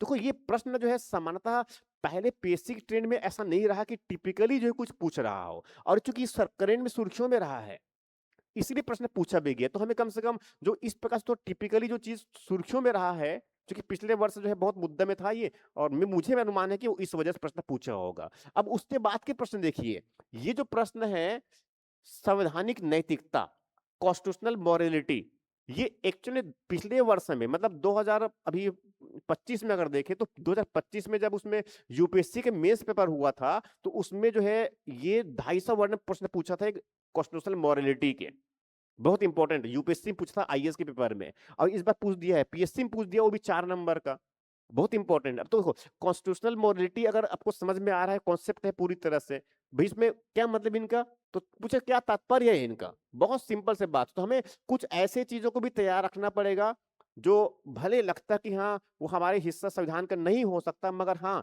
वो है, क्योंकि सुप्रीम कोर्ट में भी इसके बारे में काफी बहस हुआ है, चर्चा हुआ है, उन्होंने इसको बहुत इंपॉर्टेंट माना है, ठीक है। और इसका मतलब ये होता है कि भाई संवैधानिक नैतिकता मतलब ये कि भारत के संविधान में या किसी भी संविधान में जो केवल लिखी हुई जो बातें हैं, जो लिखी हुई जो कानून है, लिखे हुए जो प्रावधान है, चीजों को वहां तक बस सीमित होकर के नहीं देखना है, भाई उसके संविधान में जो मूल्य है, ठीक है, संविधान में जो मूल्य है, जो विचार है, उनको ध्यान में रख करके जो है हमें चीजों को समझना है। मैं इसलिए कह रहे हैं भाई संवैधानिक नैतिकता का मतलब ये है कि भाई लिखे हुए जो कानून है, केवल बस उसके दायरे में रह करके जो है, सीमित दायरे में रह करके हमें जो है चीजों को नहीं देखना है, बल्कि उस संविधान में क्या मूल्य स्थापित किया है, उसमें मूल विचार क्या है, उनके परिप्रेक्ष्य हमें जो है चीजों को, नैतिकता को स्थापित करना पड़ रहा है। तो इसीलिए बोलते हैं संवैधानिक नैतिकता, ये बातें हैं ये। तो ये थोड़ा सा नया ट्रेंड है, नया प्रश्न पूछने का। अब इसके बाद इसमें बाकी और अगर देखें तो इसमें जैसे कि ये है, तो इसमें कोई बड़ा परिवर्तन नहीं है। पहले प्रश्न ऐसे छत्तीसगढ़ भी इतिहास से प्रश्न पूछे हैं, छत्तीसगढ़ के कलचुरी काल में धर्म शिल्प साहित्य के बारे में क्या है, 4 नंबर प्रश्न आसानी से 8 लाइन लिखा जा सकता है।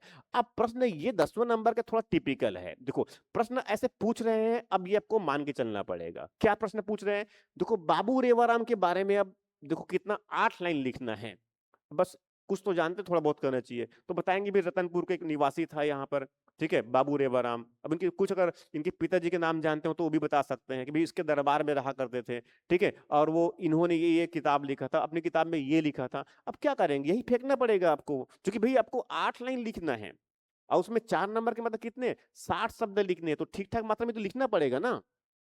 अब उसके बाद जैसे कि ये प्रश्न फिर जो है कुरुसपाल का शिलालेख, ये कोई नया प्रश्न नहीं है, पहले भी इस प्रकार से इस ट्रेंड प्रश्न पूछा है, बस टिपिकली ये है कि भाई एक कुरुसपाल अभी शिलालेख उनके बारे में पूछ दिया। तो खैर वो ट्रेडिशनल नहीं है, मतलब वो बहुत बड़ा इंपॉर्टेंट सेगमेंट है। उधर जब पढ़ते हैं उसमें, जब उसमें जो क्या नाम है इनका, वो जिनका मुझे नाम दिमाग से निकल रहा है अभी, बस्तर में जो है, ठीक है, काकतीय वंश के पहले जो वंश था उनमें, ठीक है, वंश के नाम मुझे ध्यान में निकल रहा है, ठीक है, तो वो कुरुसपाल जो शिलालेख है उनके बारे में। अब उसके बाद रायपुर के हयक वंशी कलचुरी शाखा के बारे में, तो इसमें कुछ खास नई बात नहीं है, क्योंकि पहले भी ट्रेडिशनली जो है रायपुर के कलचुरी शाखा के बारे में, हयक वंशी जिनको कहते हैं, वो पूछते रहे हैं लगातार, ये कुछ कॉमन बात है। ये टेक्स्ट वगैरह भी बिल्कुल कॉमन बात है, पहले प्रीलिम्स में और अब तो मुख्य में डायरेक्टली पूछ दिया, तो कुछ नई बात नहीं है। अब उसके बाद ये जैसे कि अब इतिहास वाला खंड 3 में अगर चलेंगे तो 100 नंबर प्रश्न है, 8 नंबर के प्रश्न पूछते हैं, इनमें से 8 नंबर के हैं। अब देखो ये प्रश्न को देखिए, तो इसमें खैर कोई खास बड़े नहीं है, क्योंकि गुप्त काल में प्राचीन भारतीय इतिहास को स्वर्ण युग क्यों कहा जाता है, तो बस उनकी व्याख्या करना है कि भाई उसमें अर्थव्यवस्था में ऐसा हुआ था, उस समय जो है इसमें उसमें राजस्व व्यवस्था में ये हुआ था, नगरों की बनने की प्रक्रिया में ये हुआ था, मंदिर, कला, संस्कृति और विज्ञान, ठीक है, इन सब चीजों में, ज्योतिष, इन सब चीजों में बड़ा बदलाव हुआ था, गणित के क्षेत्र में है, खगोल विज्ञान में है, तो ये सब बड़ा बदलाव हुआ था। और इसके बेसिस पर कहते हैं कि भाई ये प्राचीन गुप्त काल जो है प्राचीन भारत के इतिहास का स्वर्ण युग, ऐसा कुछ लोगों को मानना है, हालांकि कुछ लोग ऐसा नहीं मानते हैं। तो ये ट्रेडिशनल प्रश्न है, कुछ नई बात नहीं है। अब प्रश्न ये जो सल्तनत कालीन वाला जो है, ये थोड़ा मुश्किल काम हो सकता है, क्योंकि सल्तनत काल में जो है मुद्रा प्रणाली की विवेचना करे, वो भी 8 नंबर में लिखना है। 8 नंबर में लिखने का मतलब है कि आपको 14 लाइन लिखना है। अब उसमें सल्तनत कालीन भारत की मुद्रा प्रणाली की विवेचना करे, आपको लंबा चौड़ा ठीक से लिखना ही पड़ेगा। अब लिखना पड़ेगा तो कहाँ सोचना पड़ेगा आपको, सल्तनत कालीन पूछ रहे हैं ना, तो सल्तनत काल में जानते हैं कि उसमें भी कुतुबुद्दीन ऐबक तो कुछ खास किया ही नहीं है, वो जल्दी से चले गए। मगर उसके बाद जो इल्तुतमिश था, उसने टका और उसमें क्या बोलते हैं, जीतल वो शुरुआत किया था उन्होंने। उसके बाद फिर जो है जानते हैं उसमें टकसाल की स्थापना भी किया था। ये बता दीजिए उनको, टकसाल का मतलब क्या है, उसमें जो जहां पर उसका वो उसे ढाला जाता था इसमें। उसके बाद फिर जो है इसमें बताया, इसमें अलाउद्दीन खिलजी ने भी अब बहुत सारे कुछ काम किए थे, उसने अच्छे किस्म के कुछ है उसमें उसमें जो अरबी भाषा लिखा हुआ उसने के जारी किए थे। कलमा वगैरह उसमें, यहाँ तक कि उनका खुद जो उधर जो पहले खलीफा का जो फोटो चित्र वगैरह उसमें उत्कीर्ण किया, उनके उन्होंने अपने स्थान पर उस सिकंदरी ये जो है सिकंदरी उस सानी ऐसा सिक्के जारी किए थे उन्होंने अपने नाम से एक प्रकार से। उसके बाद जो मोहम्मद बिन तुगलक जानते हैं, उसने सांकेतिक मुद्रा शुरुआत किया था, मगर हालांकि वो असफल हो गया जो भी है। तो कम से कम इतनी बात। उसका शेरशाह की भी बता सकते हैं, क्योंकि उसके काल में ये है, शेरशाह भी जो है उसमें रुपया और दाम वगैरह शुरुआत किया। तो देखो ये थोड़ा सा चीजों को ऐसा एक्सप्लेन करने के लिए लिखना पड़ेगा इसमें। तो ये थोड़ा सा अगर खुले दिमाग से अगर सोचते हैं, पहले से तैयार कर रखे हैं, तो उनको चीजों को इस प्रकार से बताया जा सकता है। क्योंकि एग्जाम हाल में तो उसमें भाई लिखना तो पड़ेगा, आप खाली छोड़ करके नहीं आ सकते। ठीक है। अब उसके बाद ये जो प्रश्न है 16 नंबर का, ये आधुनिक नेशनल मूवमेंट का हिस्सा है ये, और बहुत लॉजिकल प्रश्न है। ऐसा प्रश्न जब पीएससी में लगता है कि मुझे पहली बार पूछा हुआ है। कैसे? क्योंकि गांधी जी एक व्यवहारिक आदर्शवादी थे, यह कथन कहां तक सत्य है स्पष्ट करें। बहुत इंपॉर्टेंट है। देखो उसके एक एग्जांपल से अगर समझने की अगर बात करें, गांधी जी एक व्यवहारिक आदर्शवादी, आदर्शवादी क्या है भाई? हिंसा नहीं कर रहे हैं, हमें हमें हिंसा नहीं करना है, मगर भारत को आजादी चाहिए। ठीक है। हम ब्रिटिश कंपनी, ब्रिटिश क्राउन से तो जो है भाई हम सोचेंगे हथियार के बल पर उसमें हम लड़ लेंगे, तो उनके पास आधुनिक हथियार, हमारे पास कुछ है नहीं है ना। भाई व्यवहारिक स्थिति क्या है हमारी? भाई हम शांति से जो है, शांति से मतलब अहिंसात्मक तरीके से हम अपनी चीजों को आगे रखें। ठीक है। आइडियली जो है हम शांति के पक्षधर है, हम अहिंसा के साथ है, हिंसा हमारे नहीं है, हम सत्याग्रह के साथ है। ये तो ऐसे बहुत सारी जो है आइडियल चीजें हैं, आदर्श है ये, मगर उनको व्यवहारिक स्तर में कैसे हमें आगे बढ़ाना है। असहयोग आंदोलन और उसके बाद भारत छोड़ आंदोलन में दोनों प्रकृति में काफी डिफरेंसेस है ये। तो इस तरह से अगर देखा जाए तो गांधी जी जो कैसे जो है वो भाई एक व्यवहारिक आदर्शवादी थे, इस बात को हमें जो है स्थापित करना पड़ेगा अपने तर्कों पर, और ये भी बताना पड़ेगा कि कहां कहां पर वो व्यवहारिक नहीं हो पाए। दोनों बातें तो ये थोड़ा सोचने के लिए मजबूर करेगा, और ये चूंकि 8 नंबर का प्रश्न है और इसमें बहुत ठीक ठाक मात्रा में लिखना पड़ेगा। ठीक है। तो ये तो हो गया। उसके बाद फिर अगला जो प्रश्न है, जैसे भाग 2 का, ये संविधान का है। तो इसमें कुछ नया नहीं है। नया मतलब ये कि थोड़ा सा नया का मतलब ये कि भारत के संविधान के अनुसार न्यायिक पदच्युति प्रक्रिया के बारे में लिखिए। Write about judicial removal procedure according to the constitution of India, मतलब इसमें न्यायाधीशों को उनके पद से हटाने की जो प्रक्रिया है, ये उनके बारे में बात कर रहा है। भाई न्यायाधीशों के पद से हटाने के बारे में प्रक्रिया तो जानते हैं ऑलरेडी, अनुच्छेद 124 में उधर इसके बारे में है, मतलब सर्वोच्च न्यायालय के न्यायाधीशों के बारे में, और साथ में उधर अनुच्छेद 214 में जो है इसमें उच्च न्यायालय के न्यायाधीशों को पद से हटाने के बारे में है, और साथ में उसमें ये न्यायाधीशों की जो है आचरण, न्यायाधीशों की जांच अधिनियम है 1968 का। तो वो पूरी प्रक्रिया बताना पड़ेगा भी कैसे कैसे ओवरऑल में क्या होता है। तो थोड़ा ट्रेडिशनल तरीका है प्रश्न पूछने का, तो इसमें तो कोई समस्या नहीं होना चाहिए मेरे ख्याल से। और उसके बाद ये प्रश्न है जो है जो 11वें नंबर का, भारतीय संविधान के अनुच्छेद 21 को न्यायपालिका ने एक नया आयाम प्रदान किया, व्याख्या कीजिए। ये बहुत इंपॉर्टेंट प्रश्न है। देखो ये इस प्रकार से प्रश्न जो है चूंकि बड़ा प्रश्न भी है, ये 8 नंबर का प्रश्न है, और ये बहुत लॉजिकल प्रश्न है। लॉजिकल प्रश्न इस वजह से चूंकि ये आपकी जो है भाई जो विश्लेषण की क्षमता है और आपके नॉलेज को उसको चेक करना चाह रहे हैं एक प्रकार से, ये समझ कितनी ही उनके। देखो ये अनुच्छेद 21 में जानते हैं कि प्राण और दही स्वतंत्रता का अधिकार है। ठीक है। जिनमें स्पष्ट लिखा हुआ है कि राज्य विधि द्वारा स्थापित प्रक्रिया के सिवाय, उससे विधि द्वारा स्थापित प्रक्रिया के सिवाय जो है वहां प्राण और दैहिक स्वतंत्रता से वंचित नहीं करेगा। विधि द्वारा स्थापित प्रक्रिया, प्राण और दैहिक स्वतंत्रता, विधि द्वारा स्थापित प्रक्रिया, ये बातें इसमें कह रहे हैं। तो अब इसमें जो है ये देखो सर्वोच्च न्यायालय जो है ये विधि द्वारा स्थापित प्रक्रिया लिखा है प्राण और दैहिक स्वतंत्रता के परिप्रेक्ष्य में। ठीक है। तो केवल विधि द्वारा स्थापित प्रक्रिया के अनुसार ही वंचित किया जाएगा, अन्यथा नहीं। गोलकनाथ मामला 1967 का है। विधि द्वारा स्थापित प्रक्रिया का जो है सुप्रीम कोर्ट ने पहली बार इंटरप्रेट किया था, और कहते हैं उसने थोड़ा सा लिमिटेड चीजों में, थोड़ा सा उसको सीमित दायरे में उसको जो है व्याख्या किया, ऐसे मानते हैं ये। ठीक है। तो शुरुआती दौर की है, मगर उसमें तो कोई बड़ा, उसमें कोई 21 को एक्सपेंड कर दिया, अधिकारों को एक्सपेंड कर दिया, ऐसा नहीं मानते। ठीक है। मगर 1900, मगर उसके बाद जो है उसके बाद एक बहुत महत्वपूर्ण मामला आया 1978 का। ठीक है। तो 1978 का जो है मेनका गांधी वाला मामला आया, उसमें जो है इस अनुच्छेद 21 का, जिसमें प्राण और दैहिक स्वतंत्रता का अधिकार है, उसको सर्वोच्च न्यायालय ने उनको एक बहुआयामी रूप दिया।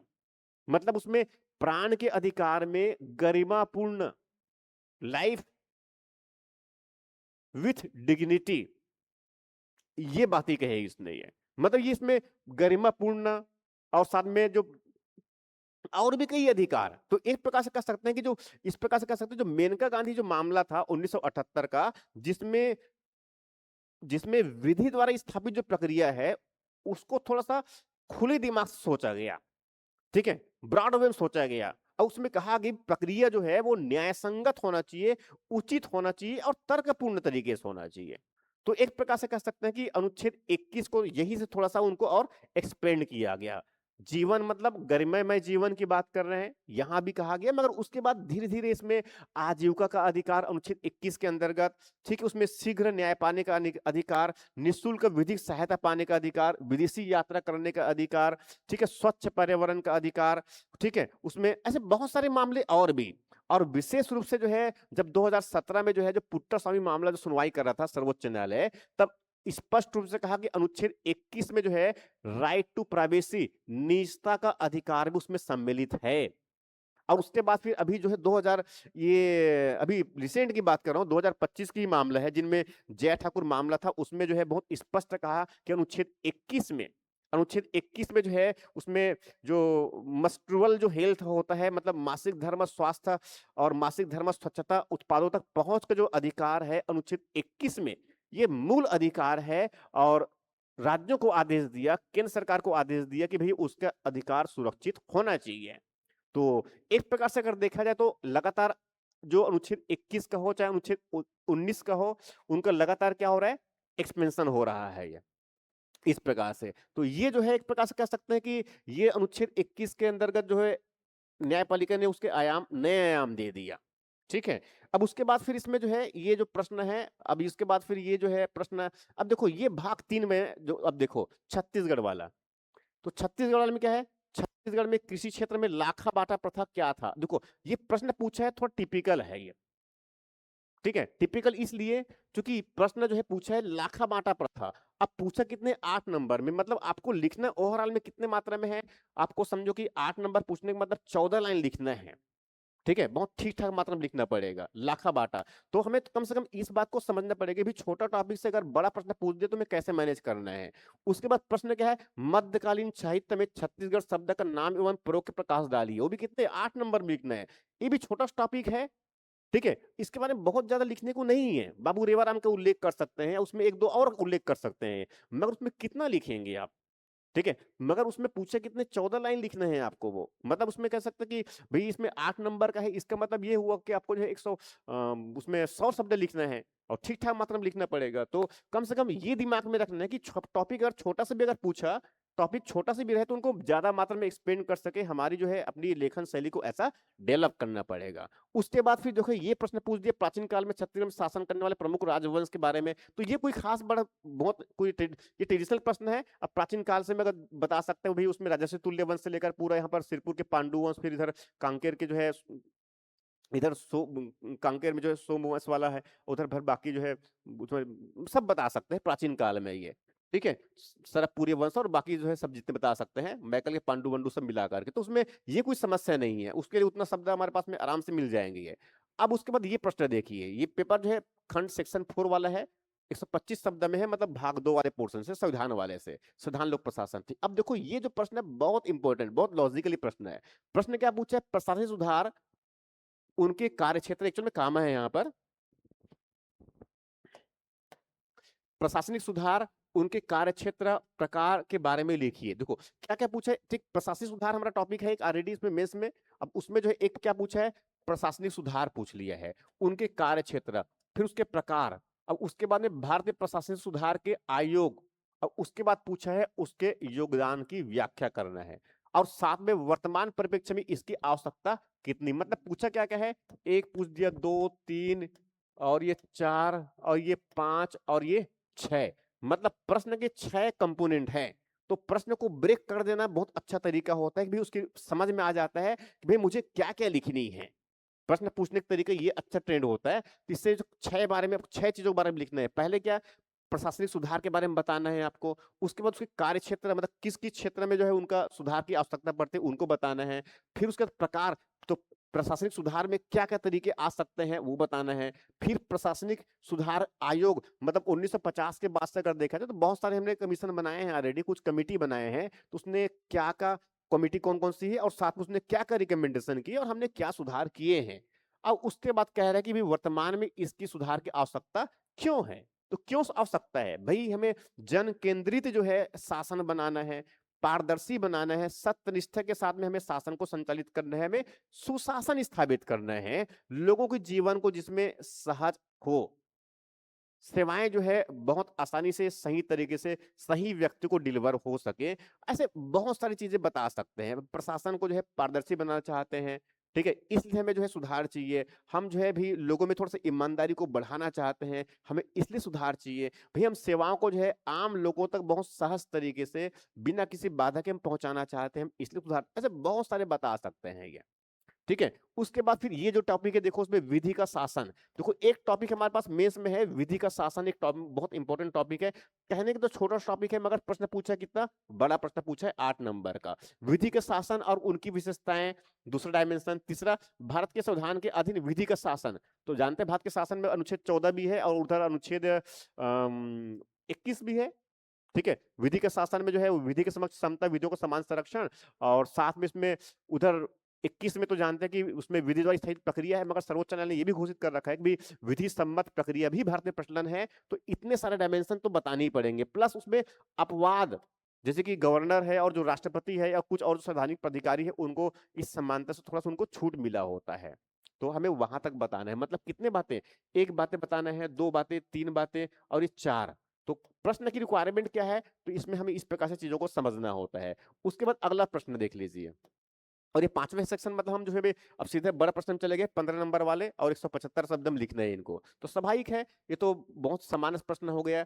अब इसको इसमें, अब देखो ये जो प्रश्न है ये तो पहला प्रश्न है, इसमें 15 नंबर का है, तो उसमें ये बहुत आसान है। अब इनको बहुत आसानी से लिखा जा सकता है, ठीक है। अब बहुत आसानी से क्यों, क्योंकि बहुत ट्रेडिशनल प्रश्न है, पूर्व वैदिक काल से उत्तर वैदिक काल तक हुए मुख्य परिवर्तनों का उल्लेख करें। देखो परिवर्तन को उल्लेख मतलब क्या हुआ भाई, उसमें कैसे कैसे बदलाव हुए हैं, ठीक है। तो उसमें परिवर्तन को तो बहुत सारे बदला सकते हैं। पहले उनका भी विस्तार, पहले उसमें जो है सप्त सिंधु प्रदेश में था, तो उनका अब उस तरफ बाकी जो गंगा के पूर्वी मैदानी वाले क्षेत्र और धीरे धीरे दक्षिण तरफ भी उनका विस्तार हुआ, इधर प्रायद्वीपीय क्षेत्र से होते हुए। एक तो पहली हो गई विस्तार, उनके बाद फिर बताएंगे उसके राजनीतिक जीवन में क्या बदलाव आया था। तो पूर्व वैदिक काल में राजनीतिक जीवन इस प्रकार का था, उत्तर वैदिक काल में राजनीतिक जीवन में ये बदलाव आ गया। उसके बाद फिर उसमें भी उनके आर्थिक जीवन में क्या बदलाव आया, अर्थव्यवस्था में। पूर्व वैदिक काल में आर्थिक जीवन में ये हुआ करता था, उत्तर वैदिक काल में ये बदलाव आ गया, ठीक है। उसके बाद फिर उसके आर्थिक के बाद उसमें कर व्यवस्था में बता दूं इसकी थोड़ी स्पेशली, तो भी पूर्व वैदिक काल में कर मतलब वही बलि वली चलता था, उसमें भाग चलता था, मगर हाँ उत्तर वैदिक काल में थोड़ा सा आगे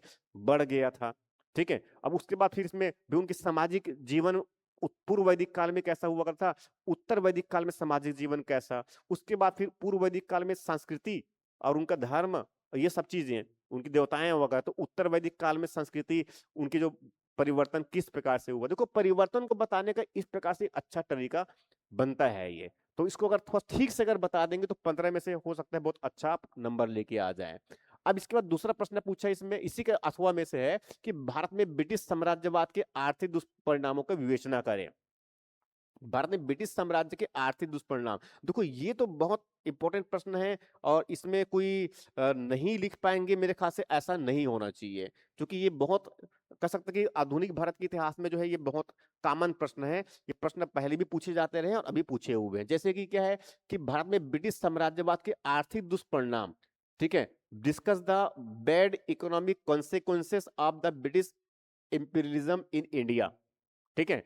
तो स्वाभाविक है, एक तो क्या हुआ भाई, एक तो क्या हुआ इनका प्रभाव ये हुआ कि भारत की अर्थव्यवस्था जो है एक औपनिवेशिक अर्थव्यवस्था, एक कॉलोनियल इकोनॉमिक रूप में कन्वर्ट हो गया था। जितने हमारे हस्तशिल्प वगैरह और जो कुटीर उद्योग वगैरह थे वो सब बर्बाद हो गए थे। धन बड़ी मात्रा में भारत से कहाँ चला गया, उधर ब्रिटेन की तरफ उनकी निकासी हो गया। इसके साथ साथ जो है जितना थोड़ा बहुत मात्रा जो सीमित रूप से अगर मान लो कोई कहते हैं कि औद्योगिकरण हुआ भारत में, तो उसके मालिक भी कौन थे? वो ब्रिटिश लोग ही हुआ करते थे। भारत जो है पहले जो मैन्युफैक्चर्ड जो है प्रोडक्ट का जो है एक्सपोर्टर हुआ करता था, अब वो क्या बन गए थे? कच्चे माल का जो है निर्यातक बन चुके थे, और फिनिश्ड गुड्स का वहां आयातक बन चुका था। और ऐसे बहुत सारे और भी चीजें बता सकते हैं। इसने आम लोगों के जीवन को, उनकी आय को एक प्रकार से लगातार लगातार वो घटाते चले गए। बाद में गरीबी, भुखमरी, कुपोषण, ठीक है, और किसानों को शोषण, ये लगातार बढ़ता चले गया। तो इसे काफी सारी चीजें हैं इसे बताने के लिए, और इतने शब्द में आराम से बताया जा सकता है। कंटेंट भी काफी सारा है इसमें ये, ठीक है। अब उसके बाद ये जो प्रश्न है, जैसे कि इसमें कि ब्रिटिश शासन काल में 1854 से लेकर 1947 तक, क्योंकि 54 में जानते हैं कि ब्रिटिश एरा तो वही शुरुआत हुई छत्तीसगढ़ में, मतलब वास्तविक रूप में छत्तीसगढ़ में जमींदार, ये जो एक्चुअल में जमींदार टर्म्स है, जमींदारों की स्थिति की विस्तृत वर्णन कीजिए। तो ये बहुत आसानी से बता सकते हैं कि भाई कुल मिलाकर के उनकी स्थिति मतलब क्या है भाई। 14 उसमें, अब देखो 64 में तो ठीक है, उसमें पहली बार उस समय जानते हैं कि इसमें रियासतों को थोड़ा सा, जमींदारों को उसमें थोड़ा सा रीऑर्गेनाइज किया गया, कुछ को बहुत को जमींदार की मान्यता दिया गया, मतलब रियासत की मान्यता दिया गया, और कुछ को तो थोड़ा सा जमींदार जैसा बना ही रहा, ठीक है। मगर 14 रियासत कम से कम फाइनली हमारे पास में आए, तो उनको थोड़ा बता सकते हैं। मगर रियासत जो बड़े जमींदार के रूप में हुए एक प्रकार से, मगर हाँ कुछ और भी रियासत, जैसे कि 33 और जमींदार जो हुआ करते थे, 33 और जमींदार छोटे छोटे हुआ करते थे, उनको भी कुछ बातें अगर दिमाग में तो उनको बता सकते हैं। बताने के लिए काफी सारा मैटर है आपके पास में। अब उसके बाद प्रश्न पूछा है इसमें, लास्टली प्रश्न है, छत्तीसगढ़ के प्रारंभिक काल से ब्रिटिश काल तक राजस्व व्यवस्था का आलोचनात्मक परीक्षण करें। critically examine the revenue system of Chhattisgarh from the early period to the British period। ये बहुत लॉजिकल प्रश्न है। देखो इसके पहले एक्चुअल में इस प्रकार से प्रश्न पूछने का ट्रेड छत्तीसगढ़ में नहीं रहा है, छत्तीसगढ़ पीएससी में। मगर हाँ ये बहुत इंपॉर्टेंट है। क्यों? देखो अब इसमें प्राचीन काल से पूछ रहे हैं भाई। अब प्राचीन में काल में कम से कम आप अगर, चलो सरबपुर, अगर मान लो चलो राजर्षि तुल्य वंश के बारे में अगर नहीं पता होगा, फिर उस समय उनका टैक्स सिस्टम क्या था, तो कुछ आइडिया तो है ही नहीं है। मगर सरबपुरी वंश के समय तो आप जानते हैं कि उसमें कर व्यवस्था हुआ करता था। सरबपुरी वंश के समय जो है कर व्यवस्था जानते हैं ऑलरेडी, उनकी शासन व्यवस्था में कर प्रणाली हुआ करता था। फिर उसके बाद में जानते हैं कि इसमें सिरपुर के जो पांडु वंश आए, तो उसकी भी कर व्यवस्था अच्छा हुआ करता था। फिर उसके बाद में इधर कांकेर, इधर जो है जो सोमवंश, सिरपुर के जो सोमवंश कहते हैं इनमें से, ठीक है, त्रिकलिकाधिपति सोमवंश जो कहते हैं, उसमें भी उनके प्रशासन में देखो तो कर व्यवस्था वहां बदलाव आ गया था। मतलब सरबपुरी वंश में कर व्यवस्था, फिर उसके बाद में जो सिरपुर के पांडुवंश उसकी कर व्यवस्था, तो बदलाव को बताना है। उसके बाद फिर त्रिकलांगाधिपति सोमवंश था, उनके बदलाव को बताना। और उसके बाद फिर अब थोड़ा और आगे बढ़ जाएंगे, तो अब उसमें तो बस्तर रियासत के अलग चला जाएगा। उसके बाद फिर इधर जो मिद्ध क्षेत्र है हमारा, उसमें कौन आ जाएगा? कलचुरी वाला क्षेत्र। तो कलचुरी काल में फिर जो इसमें पहले थोड़ा सा ये बताना कि भाई शुरुआती दौर पे उनकी कर व्यवस्था किस प्रकार का था, ठीक है। मतलब कम से कम रतनपुर के कलचुरी की बात कर रहे हैं, बिंबा जी, और उसके बाद फिर शुरुआती दौर में। मगर बाद में जो है तुम्हें सूबा शासन जब आया, तो उसमें कर परिवर्तन में क्या व्यवस्था लेके परिवर्तन आया, सूबेदार किस प्रकार से उसने चीजों को बढ़ाया और कर की मात्रा बढ़ती चली गई। अब उसके बाद फिर जो है, अब उसमें थोड़ा सा और बता सकते हैं। रतनपुर के बाद रायपुर के कलचुरी जो है, जिनमें कल्याण साय का उनका देश बही और वो सब चीज का उल्लेख कर सकते हैं। अब उसके बाद फिर वहां से ट्रेंड आगे पढ़ते पढ़ते उसमें अब पहुंच जाएंगे मराठा तक पहुंच जाएंगे इसमें। अब मराठा में भी अगर देखेंगे तो वहां पर बिंबाजी, सॉरी बिंबाजी मैंने पहले कह दिया था, उसमें वो दिमाग में वहां था कि शुरुआती दौर पे वहां पर कलचुरियों के जो है जो कलिंग राज, और वहां से लेकर बताना था हमें। तो अब उसके बाद फिर इधर जो कह सकते हैं, इधर अब मराठा पहुंचेंगे तब उसमें बिंबा जी शुरुआती दौर पे कम से कम बिंबा जी है, फिर सूबा शासन का। तो ये पूरी बातें वहां से अब ले सकते हैं ये, ठीक है, परिवर्तन को इस प्रकार से। तो उस पूरे परिवर्तन को बताते तक पहुंच जाएंगे आप कहां तक? ब्रिटिश एरा में पहुंच जाएंगे। और ब्रिटिश एरा में तो जानते हैं कि उसमें भाई कर व्यवस्था उनका कह सकते हैं कि जैसे कि चीजम, और उसमें चीजम और जो है एक उसमें हैबिट हुआ करता था, जिसने बिलासपुर में प्लस रायपुर में रेवेन्यू सिस्टम की शुरुआत किया था। उसके बाद फिर अलग अलग क्षेत्र में उसने रेवेन्यू सिस्टम शुरुआत किया। तो तुम्हें वहां से लेकर यहाँ तक बताना है। अब उसमें और क्रिटिकली एग्जामिन भी करना है, तो आपको थोड़ा सा बताना पड़ेगा कि भी अच्छा हुआ और क्या बुरा हुआ। ये एक्चुअल में जो है समझो कि ये इस बार भी जो पेपर 3 है, पेपर जो 3 हुआ मेंस का, सीजीपीएससी का, ये एक्चुअल में जो है इस पूरे ओवरऑल में चीजों को देखने का नजरिया हमारा ऐसा होना चाहिए। देखो इसका मतलब जो मैं अपने अनुभव से कह सकता हूं कि इस बार जो है पेपर अगर देखा जाए तो बहुत कोई कठिन है ऐसा नहीं है। समाता ट्रेडिशनली प्रश्न पूछा है, कुछ प्रश्न है जो थोड़ा सा परेशान कर सकते हैं। जैसे कि इसमें इतिहास में एक दो प्रश्न देखा जो थोड़ा सा, कुछ तो फैक्चुअल भी है, मगर हाँ कुछ प्रश्न बहुत लॉजिकल है। जैसे कि इसमें जो इकोनॉमिक इम्पैक्ट वाला है, ठीक है, गांधी जी पर जो प्रश्न पूछा हुआ है, तो ये बहुत लॉजिकल प्रश्न है, उसमें बहुत अच्छा विश्लेषण की समझ चाहिए, विश्लेषण करने की क्षमता चाहिए, समझ के हिसाब से प्रश्न पूछ रहे हैं। तो हाँ, अब इस बात को भी ध्यान रखना है कि पीएससी में ट्रेंड अगर देखा जाए तो ठीक है, मानते हैं कि उसमें 60% तो फैक्चुअल होता है, ये बात सही है, मगर अब 50-50 का मामला है। 50% समझ चाहिए और 50% आपको फैक्ट्स भी चाहिए ठीक मात्रा में, तब जाकर एग्जाम में आप बेहतर परफॉर्मेंस कर सकते हैं। तो ये तो जो है पेपर 3 का रिव्यू था कि ओवरऑल में कैसा क्या है। इसका एक्सप्लेनेशन में अलग से पूरा कि हर एक प्रश्न का उत्तर किस प्रकार से लिखा जाना चाहिए, क्या उसके जो है कंटेंट होनी चाहिए, उसका स्ट्रक्चर किस प्रकार से होना चाहिए, मैं इस पर अलग से बात करूंगा। तो मुझे सिर्फ रिव्यू करना था इनका, तो इस प्रकार से हर एक प्रश्न को मैंने ओवरऑल में देख लिया। और थोड़ा सा ब्रॉड पर्सपेक्टिव अगर लेके चलेंगे तो फिर ये हम जो बेसिक तैयारी कर रहे हैं बच्चे उनके लिए बहुत अच्छा, और कम से कम जो भी नए नए तैयार कर रहे हैं, खुद को इस फील्ड में थोड़ा सा नए महसूस कर रहे हैं, तो ये इस प्रकार से प्रश्न पूछने के इनका ट्रेंड होता है, तो वो समझ ले हम ज्यादा बेहतर होता है ये। तो ये तो जो है पेपर 3 का रिव्यू था। और इसी प्रकार से आगे जो है पेपर 5, पेपर 4 तो नहीं, साइंस मेरा सेगमेंट थोड़ा सा कम है, तो पेपर 5, पेपर 6 और पेपर 7, इस पूरे पेपर और साथ में एसे भी, उनको भी साथ में रिव्यू करूंगा मैं। तो आज के सेशन में यही तक। Thank you very much.